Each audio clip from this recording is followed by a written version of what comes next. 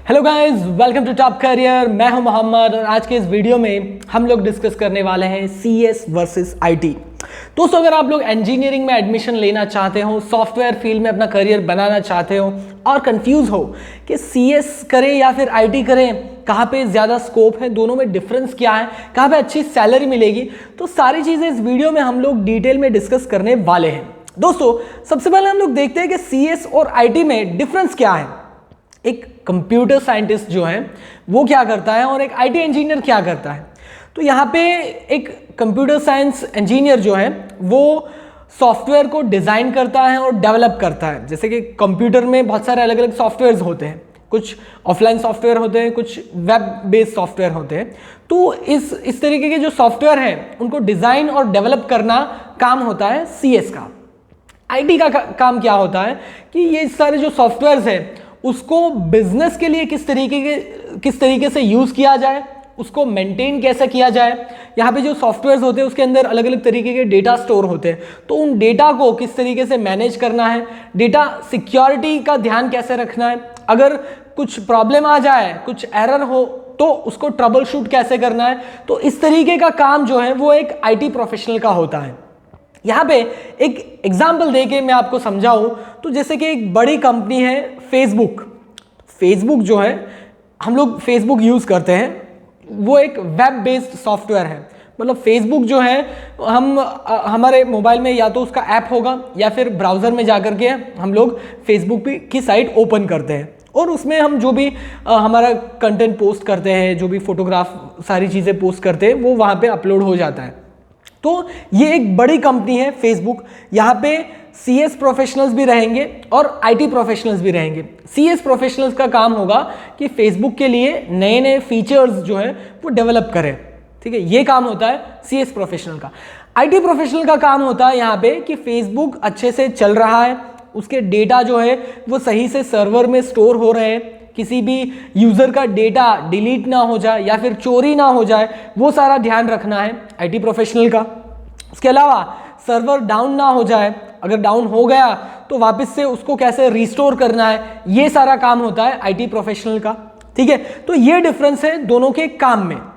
यहाँ पे दोनों एक दूसरे का काम कर सकते हैं। बहुत सारे ऐसे सेक्टर है जहाँ पे दोनों एक दूसरे का काम करके एक दूसरे के लिए रिप्लेसमेंट हो सकते हैं, लेकिन ज़्यादातर काम सीएस वालों का होता है डेवलप करना, डिज़ाइन और डेवलप करना, और आईटी वालों का ज़्यादातर काम होता है उसको मेंटेन करना और डेटा सिक्योरिटी के लिए काम करना। तो इस तरीके का काम इन दोनों फील्ड में होता है। यहाँ पे इसको और थोड़ा डिटेल में देखें तो हम लोग देखते हैं कि दोनों में क्या क्या सब्जेक्ट्स आपको पढ़ाए जाएंगे। तो यहाँ पे ज़्यादा पिक्चर क्लियर होगा कि सीएस और आईटी में क्या डिफरेंस है।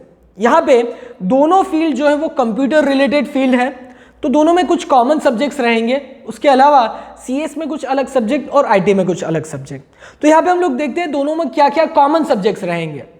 यहाँ पे कंप्यूटर प्रोग्रामिंग है, डेटा स्ट्रक्चर्स हैं, ऑपरेटिंग सिस्टम है, डेटाबेस मैनेजमेंट है, कंप्यूटर नेटवर्क है और वेब टेक्नोलॉजी है। इस तरीके के सब्जेक्ट्स यहाँ पे दोनों में कॉमन रहेंगे। उसके अलावा सीएस में आपको कौन से अलग सब्जेक्ट्स रहेंगे, तो सीएस में आपको थियरी ऑफ कंप्यूटेशन है, उसके अलावा ग्राफ थियरी एंड एप्लीकेशन है, सॉफ्टवेयर टेस्टिंग है, डिजिटल इमेज प्रोसेसिंग है, उसके अलावा आर्टिफिशियल इंटेलिजेंस है, मोबाइल कंप्यूटिंग है। इस तरीके के सब्जेक्ट्स सीएस में पढ़ाए जाएंगे। और आईटी में कौन से सब्जेक्ट्स रहेंगे, तो आईटी में यहाँ पे बिजनेस एप्लीकेशन ऑफ आईटी है, उसके अलावा data mining and data warehousing है, उसके अलावा नेटवर्क सिक्योरिटी एंड क्रिप्टोग्राफी है, उसके अलावा सॉफ्टवेयर प्रोजेक्ट मैनेजमेंट है और उसके अलावा मैनेजमेंट ऑफ आईटी सिस्टम्स है। इस तरीके के सब्जेक्ट्स आपको आईटी में पढ़ने को मिलेंगे।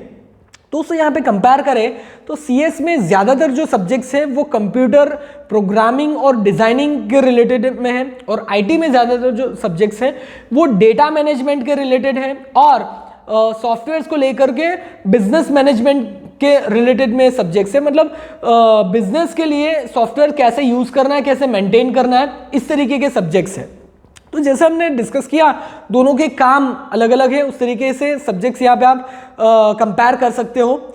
और उसके अलावा अभी हम लोग डिस्कस करें कि स्कोप किसका ज़्यादा है, तो ऑलमोस्ट दोनों का स्कोप सिमिलर है, मतलब कि सॉफ्टवेयर्स जितने डेवलप होंगे उतने ही अलग अलग कंपनीज में सॉफ्टवेयर का काम होगा और आईटी इंजीनियर्स भी चाहिए।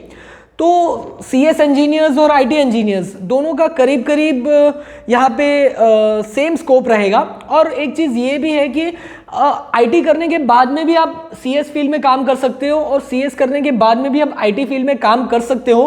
कुछ हद तक दोनों आप फील्ड में एक्सचेंज हो सकता है, लेकिन डिपेंड करता है आपके स्किल्स के ऊपर। आईटी किया है और उसके बाद में कंप्यूटर का प्रोग्रामिंग रिलेटेड आपके पास में डिटेल नॉलेज है तो आप सीएस के फील्ड में काम कर सकते हो। सीएस किया है और आपको आईटी मैनेजमेंट के रिलेटेड नॉलेज है तो आप आईटी फील्ड में भी काम कर सकते हो। यहाँ पे सैलरी की बात करें कि किसमें ज़्यादा सैलरी मिलेगी, तो दोस्तों सैलरी जो है वो डिपेंड करता है कि कहाँ से आप इंजीनियरिंग कर रहे हो, किस कॉलेज से कर रहे हो, चाहे सीएस किया है या फिर आईटी किया है। अगर टॉप लेवल के कॉलेज से आप इंजीनियरिंग कर रहे हो और अच्छा प्लेसमेंट मिल रहा है तो महीने के आप 1 लाख रुपए, 2 लाख रुपए, 5 लाख रुपए महीने के आप जॉब में कमा सकते हो। अगर आपने एवरेज बिलो एवरेज कॉलेज से इंजीनियरिंग किया है तो महीने के 10,000, 15,000, 20,000 रुपये महीने की सैलरी भी आपको मिल सकती है। तो ये कंप्लीटली डिपेंड करता है किस कॉलेज से आप इंजीनियरिंग कर रहे हो। टॉप कॉलेज से कर रहे हो तो आपकी सैलरी अच्छी रहेगी, एवरेज बिलो एवरेज कॉलेज से कर रहे हो तो आपकी सैलरी भी उस तरीके से रहेगी। यहाँ पे दोनों में करीब करीब सेम सैलरी रहेगी, ज़्यादा डिफरेंस सैलरी में यहाँ पे नहीं रहेगा। सो ये डिफरेंस है सीएस और आईटी के बीच में।